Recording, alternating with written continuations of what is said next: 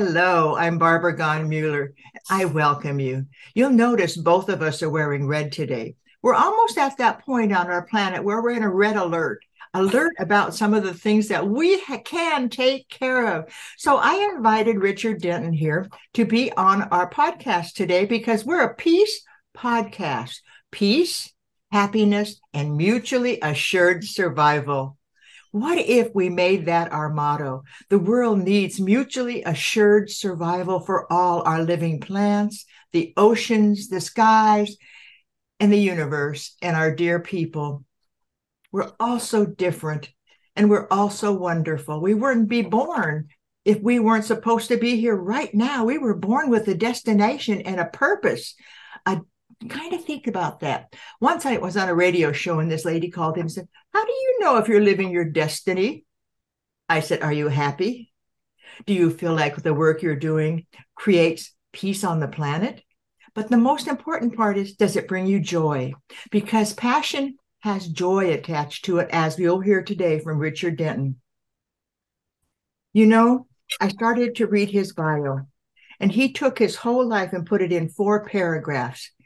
And I asked him in the beginning, "Are you 9,000 years old? If you wait till you hear all the things that Dr. Richard Denton has done."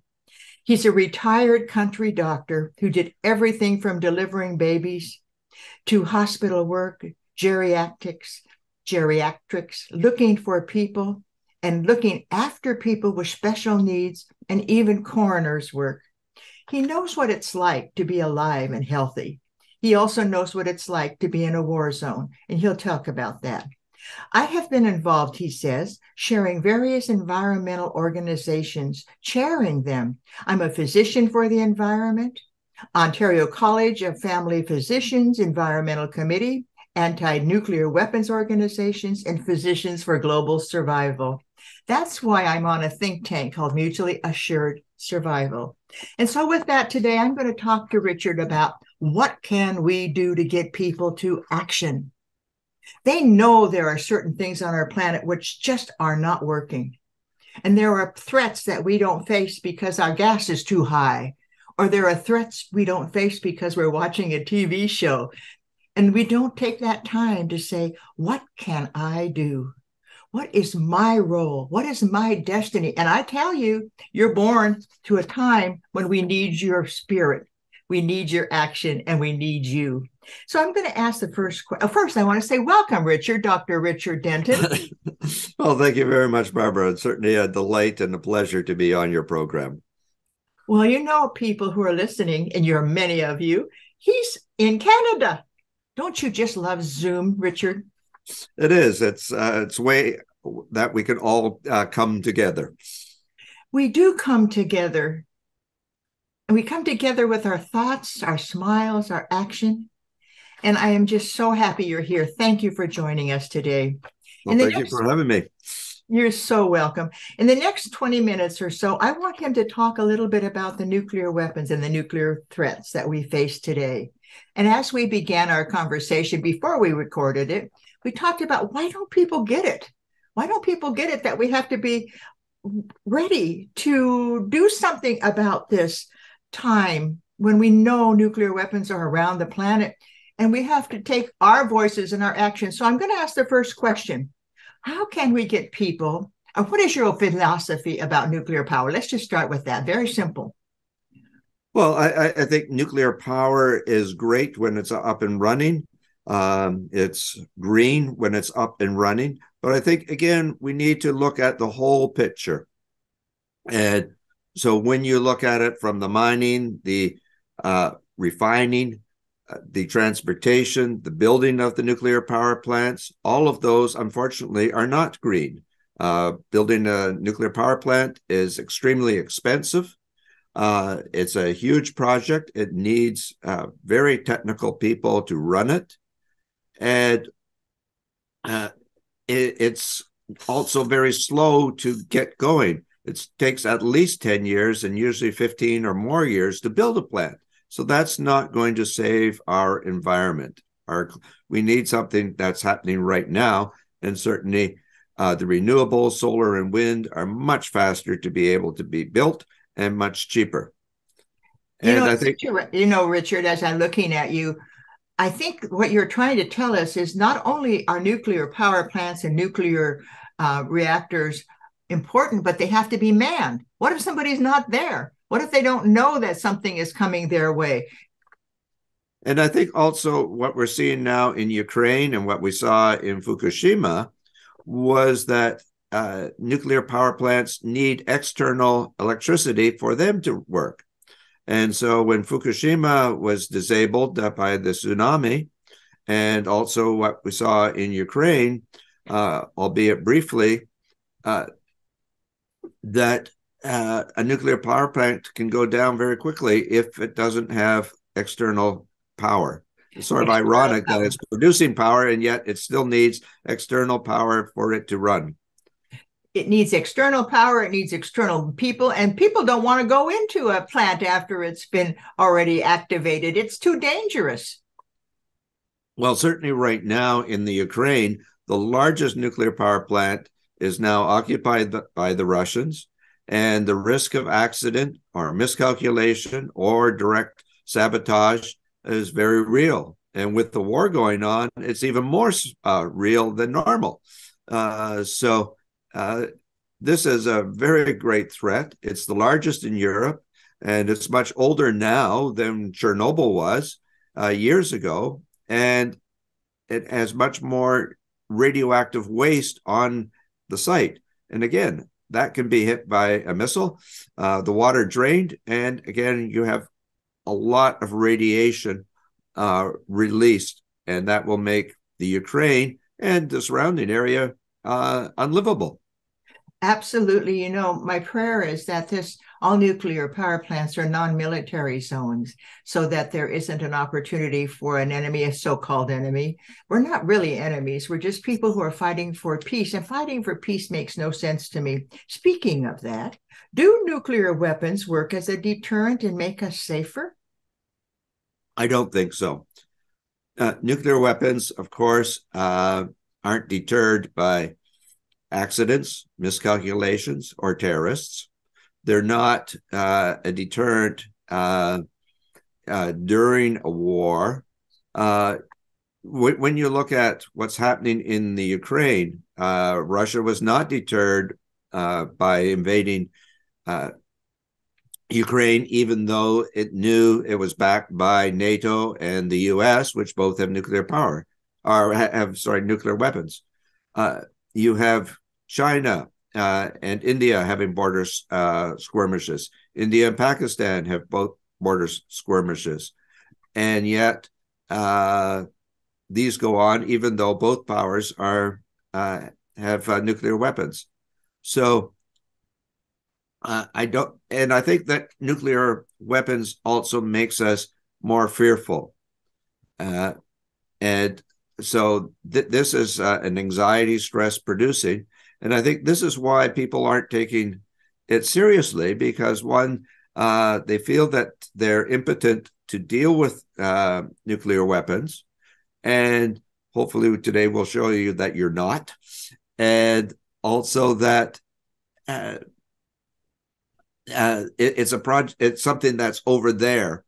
And unfortunately, when you detonate a nuclear bomb, it puts soot up into the atmosphere, and that can block out the sun.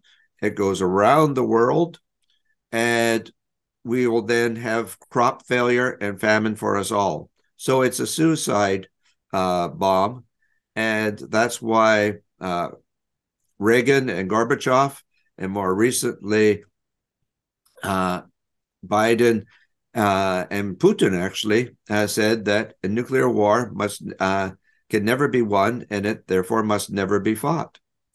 Suicide. Right. I never heard it put like that. It's a suicide bomb for the world. And this world, and we're just a little globe. When the astronauts come back, their whole life changes because they see we're just one planet. They don't see borders. They don't see nations. They see one beautiful planet that was given to us with the resources that allow us to live a healthy life. And I think about that, and I think if we could fall back in love with this beautiful planet And remember, we're a family. We're a family of people given the privilege of being born during this time. And I know my husband would always say, Robert Muller, who was at the United Nations, in his speeches, you are the people we have been waiting for. And I feel that as I look at you, and I feel that as I hear your words. So, what can an individual do? You said, take that and don't make it something that you don't want to get involved with. What can an individual do, Dr. Denton? Well, I think, first of all, today is Tuesday in the US, and it's election day. So, number one is get out there and vote. So that's the first thing today. I think there are many other things, is again, tell your politicians that you want them to address what, again, as a doctor, I would say, are human security issues as opposed to national security. I think that we are faced with global problems, pandemics, global warming, nuclear weapons, and a host of other things, poverty, financial inequalities, and the price of gasoline going up, etc. All of these are what concern people, or should be concerning people, much more than national security. And I think that, again, you look at where money is spent, and we have billions of dollars being spent on the military and very little being spent on these global problems. So I think we need a mindset change to focus on people's personal security and the planet's security, as opposed to national. As you said, when we look at the world or the planet Earth from the astronaut's perspective, it's a beautiful little blue planet. And that's what we need to protect. And I think when we talk about money, that's, again, something that we individually can do, is what we call social responsible investing. So invest in a green society, invest in the environment. Do not invest in the fossil fuels or in nuclear weapons. And there's only about 25 companies that actually make nuclear weapons. It's the Boeing, the Lockheed Martins, Northrop Grumman, Raytheon, Honeywell, that actually make nuclear weapons and their delivery system. So it's very easy not to invest in these companies. And actually, when you look at these large companies, their contribution to the making of nuclear weapons is actually a very small part of their business. And General Electric found that. And so they've actually got out of making nuclear weapons and the delivery components. And so that can be done. And I think, again, we as citizens of this world can encourage our governments and do it ourselves in our own pension funds and in our own investments, and also encourage our industries that we are involved in. I'm involved in Rotary, and Rotary International has adopted this socially responsible investing as a policy. So they are now not investing in fossil fuels or nuclear weapons, and are investing in a green society. This is such a beautiful way to put it. We are citizens of one planet. Correct. When I talk about the world, I don't say the world, I say our world. It's like our family. We are part of this world today. And when you use the word our, we are all part of this global family. We're global citizens. My husband, Robert, ran for a Secretary General as a global citizen because he wanted everybody to remember the United Nations is our global voice. So I tell people, act locally for the global voice. Join your United Nations Association. Even if you're not a Rotarian, you can join the Rotary Action Group for Peace. And this is a commercial. For $20 a year, you can join the Rotary Action Group for Peace and become part of the Rotary 35,000 clubs. And you don't even have to join a Rotary club. Why am I so passionate about the Rotary Action Group for Peace? Because my grandfather said when I was 3 years old, "You're going to work for peace." I said, "Grandpa, I'm only 3." And he said, "Well, look at all the years you have to work for peace." I said, "Okay." He immigrated from Hungary. Why? To avoid fighting in the war. Yeah. You probably have stories too about people avoiding the draft, knowing that they had a bigger purpose than to be killed fighting for peace. Well, I'm just reading Robert Muller's book there, the Hat Maker's Son.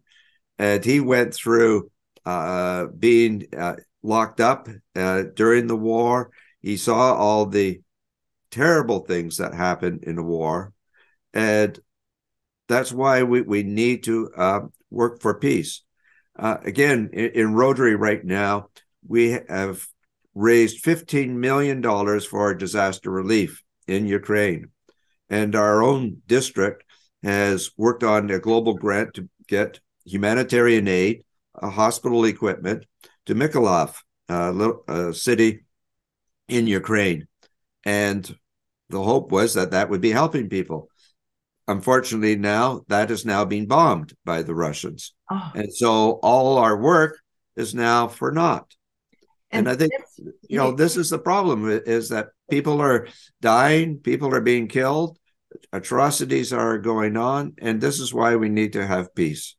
oh my gosh, you said it in such beautiful language. That is why we need to have peace.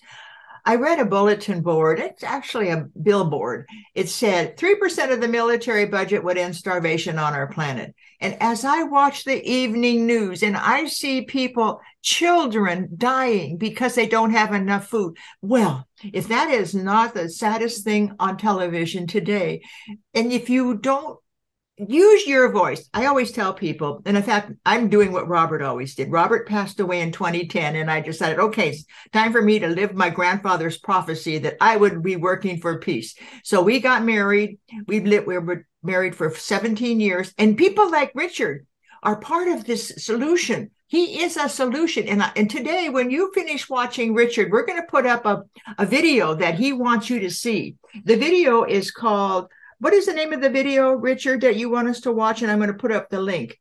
Nuka City. Yep. That's it. Yep. Nuka City. Can you believe that? We have experienced the devastation of a nuclear attack. We have seen what happens to the children, to the people, to the town, to the crops, to the food, to the sky, to the world. And so I'm a little bit passionate with you, Richard, that if we don't use our voice, we're not going to be able to save this planet, that we, all of us watching, all of us on the planet, were born into this paradise with water, food, nutrition that we can get from doctors like Dr. Denton. You know something? He was a doctor.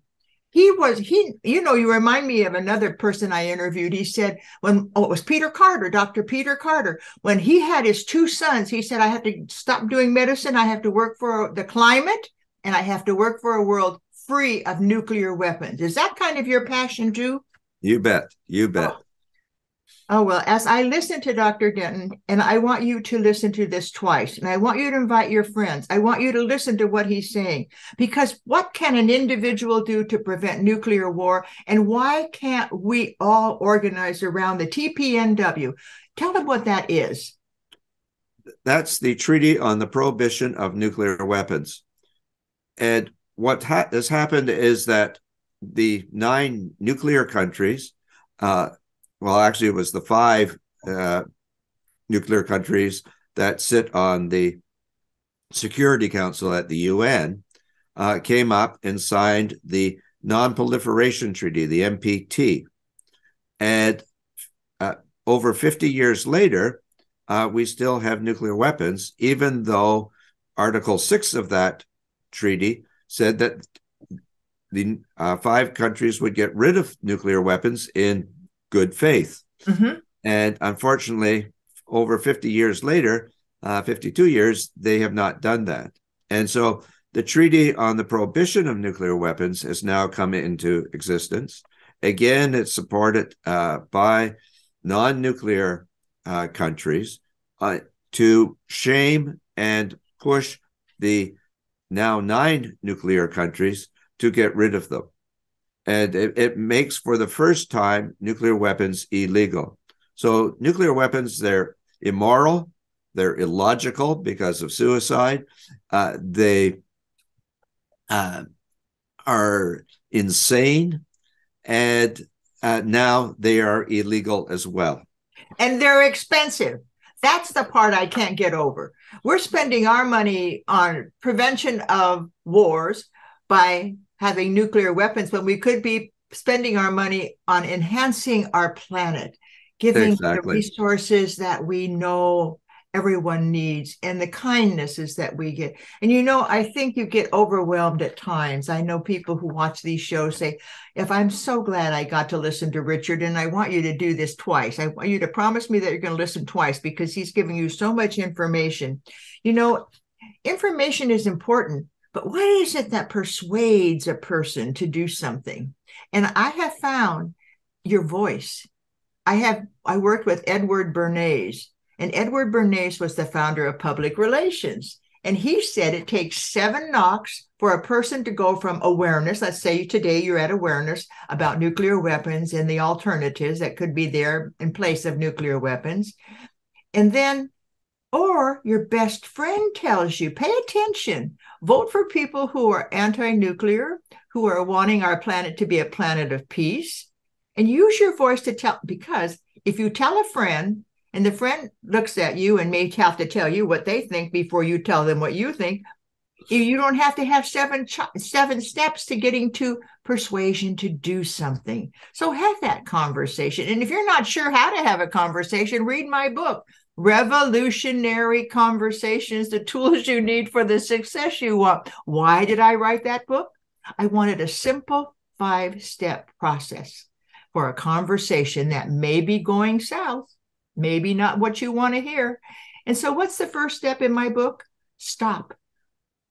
Why do you stop at a stop sign? So you just don't blurt out into the middle of the street and have all 3 cars on the other stop signs or one stop sign hit you. And then I said to myself, stop. That's where you have to begin. Stop.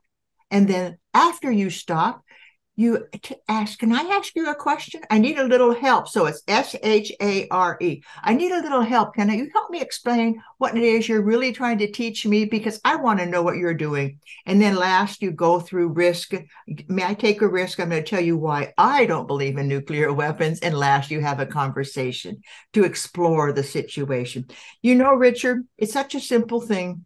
You carry the stop, help, ask, risk, and explore in your pocket, and you say the words after you stop, not before. When you say, where's your brain? You can't start with that. You have to say, I need to ask you a question. Help me understand your position.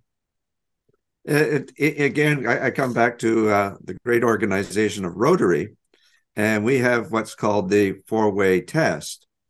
And if you invert it upside down and ask, is it beneficial to all, or is it fair to all concerned? Does it build goodwill and better friendship? These are the questions that build a relationship. And once you have built a relationship with the other person, then you can go on and discuss, is it the truth? Because your truth and my truth might be different, but if we have built up a relationship, then we can listen to each other and hear what the other person is saying and understand where they're coming from, and then have a meaningful conversation, just as you say, stop, look, and listen. And that word revolutionary, we were in the process of writing this book, and in the process of writing it, we couldn't come up with the title. How do you write a book about a conversation? And then I said, what is the goal of our book? To have every conversation create a peace moment. You can even agree to disagree, but that's peace. You can even say you have your opinion, I have mine. Unity and diversity is no big deal. It still creates peace. Unity and diversity is what I want our planet to believe in. So anyway, we are sitting on the phone and I say, revolutionary. This is revolutionary because kids are taught to talk, but they're never taught to have a conversation. And today, this book is even more important as people are texting each other and not having conversations. So if you, like Richard and I myself, we're really good conversationalists because we love people. So we're not having any problem. But if you really want to know how to do this, stop, help, ask, risk, and explore, just when you get to that stop sign, you say, why am I stopping? Because I don't go forward until it's safe. And I know I carried my bumper home one day because I made an assumption that that was a 4-way stop and it was only a 3-way stop. And I went right on through and got my bumper pushed off into the street. And I said, there you go, Barbara. You can never make an assumption because I didn't read the sign that said, this is not a 4-way stop. I didn't read the sign. And that's what happens in conversation. We don't take the time to read the signs of the people you're with.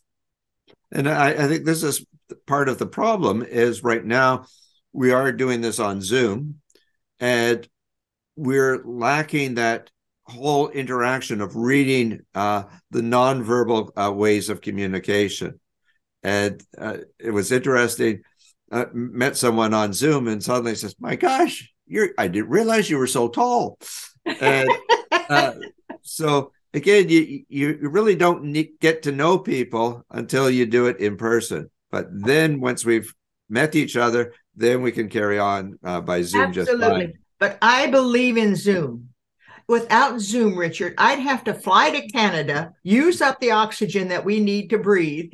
And because of that, I say more power to Zoom. Oh, and definitely. Fully agree with you. But I also agree with what you said. You said it's that person-to-person conversation. Have that. Take the time. I even talk to homeless kids and people, because, we have a lot of them in Santa Barbara because our climate is conducive to living outdoors. And so when I get to a stop sign and somebody's got a big sign, help me today, I'm hungry. I say, you're hungry, huh? What's going on? I don't say, why don't you get a job? I say, you're hungry, huh? And she or he will say, yeah. And I said, well, I'm going to help you today, but I want you to help me. I want you to think about your life. Is it working for you? Just think about it. Because, maybe next time I come to the stop sign and you're here, maybe you'll tell me a couple of things that I need to know about you. You have a conversation with the real person. Exactly. Yeah, for sure. Your children. You don't know how many people have said, I wish I would have had revolutionary conversations when I was a teenager. Then I wouldn't have been in so many fights. Really? I say, really? Tell me about that. I don't go into it. Yeah, my book's great. I say, really? Tell me about it. So anyway, Richard, you seem like a great person for having a conversation. And being a medical doctor, you knew how to listen, right? Correct. That's what I do is listen to my patients. And I think when we talk about nuclear issues, it's, as you say, think globally, nuclear weapons that we need to get rid of, but act locally. And so you can definitely today get out and vote. And tomorrow, look at your investments and make sure that you're not investing in fossil fuels and nuclear weapons, and invest instead in for a green environment. For a green environment, for an environment that supports you and supports the world. There's so many man-made things that are polluting us today. So in another way, ride your bicycle, take time to really get back in touch with nature. I have a garden in my backyard. I have fruit trees in my backyard. And that's my pleasure, to grow a few things that I can eat and feel like I'm part of the world. So anyway, Richard, we're at the end of our conversation today, but it's only the beginning for me and you, because we're going to stay in as friends. And you probably have a message you'd like the world to hear so that I can help you get your message out there. What would that be? Well, again, just coming back to the investments, in the States, there's a program called As We Sow. That ties in with your planting of your trees. And Exactly. and if you go to As We Sow, it rates all the mutual funds on a variety of issues. And you then can choose yourself what issues are important to you, and therefore what mutual funds you want to invest in. So that is a great tool to use. But I think we need a whole new mindset. As a doctor, prevention is worth a pound of cure. And so we want to prevent a nuclear war. And with Putin threatening it right now, we're actually much worse than during the Cuban Missile Crisis back in 1962. We're that close. And we now have these smaller nuclear weapons called tactical nuclear weapons, which he is threatening to use. And if that gets used, then the risk of escalation and goodbye civilization. So it comes back to we're wanting mutually assured survival. Mutually assured survival. And we have a website called mutuallyassuredsurvival.world. And you're welcome to go there. It's free. And Richard and I have worked tirelessly for a planet that works for all, saving each other and saving our world and saving the precious resources that are ruined by war. You know, I always tell my friends, look at that cemetery. It's full of all these peacemakers, and we still don't have peace. War does not create peace. And I feel like today, this is a very important time for us to talk like this. Usually I'm talking about the peace that our planet needs and what does peace mean to you and how the internal organs get better. You feel better when you're at peace and all the other things. Doctor, am I correct about that? Right on for sure, Barbara. Peace. If I'm at peace and harmony within, you know, I, knocking on wood, very seldom get sick. And it's because my energy's out there and I'm peaceful inside. I meditate and I don't put anything in my subconscious that comes on TV just because it's there. I turn it off. All I want to have in my subconscious is peace in a way that I can support the world that I am part of. And so that's how I keep my life safe. I'm going to ask you one more question. How come we have not put some of the problems we have into a court of human rights? What is going on? Why are we letting countries get away with violating the human rights? Is there anything we can do, Doctor? Well, definitely. Again, I think one is for countries to be members of the International Court of Justice. And so Russia and even the United States are not, do not respect that organization. So I think, again, talk to your legislators about this and advise them to become members of it. You know, coming up here this week is November 11th, which is Armistice Day. And so I have over on this side, I guess, a red poppy to represent all the veterans that have been killed in the war and to remember them. And here in Canada, our Royal Canadian Legion has said, never again. Never again should wars be fought. And we need to remember that. And the white poppy that I have here was created back in 1933, before the war was even ended. And it was created by mothers like yourself who saw the devastation of war. And so it is to remember all the civilians that were killed in the war. And unfortunately, now nuclear weapons are aimed at cities. They're aimed at civilians, not nuclear targets. And so this is, again, why we need to think about, remember war and the evils that they are, and work for peace. And I think all the things that you're doing, Barbara, is just wonderful in working for that peace. Thank you. Thank you. Thank you, Richard. It's been my honor to have you talk to our audience today.